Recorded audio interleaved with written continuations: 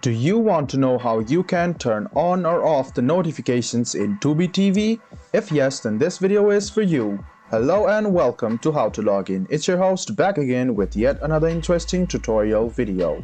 In this video, I'm going to teach you how you can turn on or off the notifications of Tubi TV.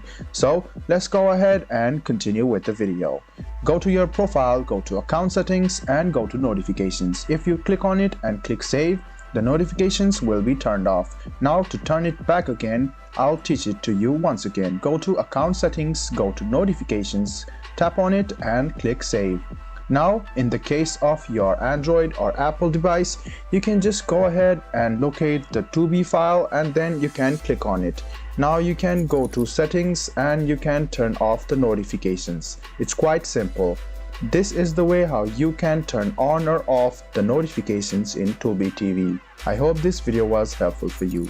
If you still have any kind of confusion, please do mention us on the comment section down below. Like the video, subscribe to the channel and do hit the bell button for more. Hope to see you in the next video as well. Until then, goodbye, take care and enjoy.